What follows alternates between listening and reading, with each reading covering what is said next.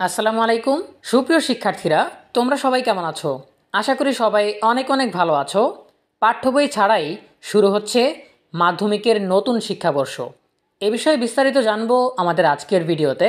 শুরু করার আগে সবার কাছে ছোট্ট একটা রিকোয়েস্ট করছি, যারা এখনও আমাদের চ্যানেলটিকে সাবস্ক্রাইব করোনি তারা এখনই সাবস্ক্রাইব করে ফেলো, তাহলে শিক্ষা সম্পর্কিত সকল তথ্য এবং পরামর্শ সবার আগে পেয়ে যাবে। হাতে সময় আছে আর মাত্র 3 দিন। সময় গড়িয়ে যাচ্ছে দেখতে দেখতে। ইতিমধ্যে খবর এসেছে নতুন সব বই ছাপাতে আরও দেরি হবে। এখন সন্তানদের বই পাওয়া নিয়ে চিন্তায় আছেন অভিভাবকরা। শুনেছি কারিকুলাম পরিবর্তন হচ্ছে, সেটাকে স্বাগত জানাই।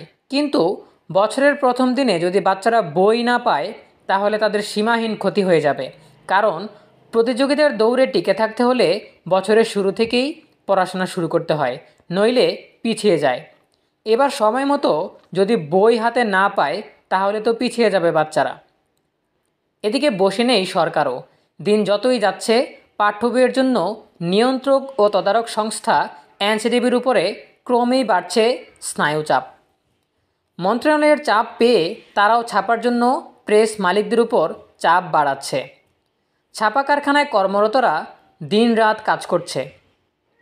বই ছাপার জন্য তাদের ছুটিও বাতিল করা হয়েছে।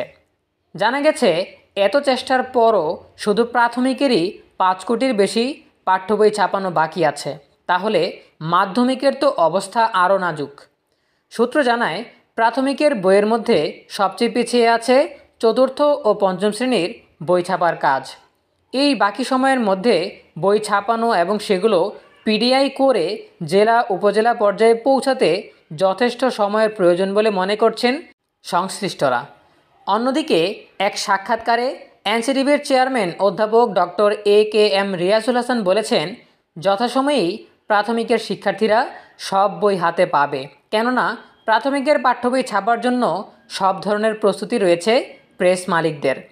চতুর্থ ও পঞ্চম শ্রেণীর বই নিয়ে যে অনিশ্চয়তা দেখা দিয়েছে সে ব্যাপারে তিনি বলেন, এটা ঠিক, এসব বই ছাপার কাজের গতি কিছুটা স্লথ, তবে যথাসময়েই সব বই পাওয়া যাবে। এদিকে সবচেয়ে পিছিয়ে আছে মাধ্যমিকের পাঠ্য বই ছাপার কাজ। মাধ্যমিকের বই প্রসঙ্গে চেয়ারম্যান বলেন, আমরা মাধ্যমিকের পাঠ্য বই শিক্ষার্থীদের হাতে 3টি ধাপে পৌঁছে দিতে চাই। বছরের প্রথম দিনেই মৌলিক 3টি বই যেমন বাংলা, ইংরেজি এবং গণিত শিক্ষার্থীদের হাতে তুলে দিতে চাই। এরপর 10 জানুয়ারির মধ্যে বাকি আরও 5টি বই এবং 20 জানুয়ারির মধ্যে সব বই শিক্ষার্থীদের হাতে তুলে দেওয়ার লক্ষ্যে আমরা কাজ করছি। এজন্য সকলের সহযোগিতা চেয়েছেন তিনি। তবে বই নিয়ে অভিভাবকদের দুশ্চিন্তা না করার অনুরোধ জানিয়েছেন তিনি। পাশাপাশি বইয়ে কোনো ভুল ত্রুটি থাকলে ক্ষমাসুন্দর দৃষ্টিতে দেখবারও কথা বলেছেন চেয়ারম্যান অধ্যাপক ডক্টর AKM রিয়াজুল হাসান। প্রিয় শিক্ষার্থীরা, এই ছিল আমাদের হাতে থাকা সর্বশেষ তথ্য। যতই সময় গড়াচ্ছে ততই নতুন বছরের পাঠ্যপুস্তক নিয়ে সংশয় এবং অনিশ্চয়তা বাড়ছে। এ বিষয়ে তোমাদের নিজস্ব মতামত জানাতে পারো কমেন্টে। দেখা হবে পরবর্তী আপডেট নিয়ে নতুন কোনো ভিডিওতে। সেই পর্যন্ত তোমরা সবাই ভালো থাকো, সুস্থ থাকো, নিরাপদে থাকো এবং সবসময় ইএনইউবির সাথেই থাকো। তোমাদের সকলের জন্য রইল অনেক অনেক শুভকামনা। ধন্যবাদ সবাইকে।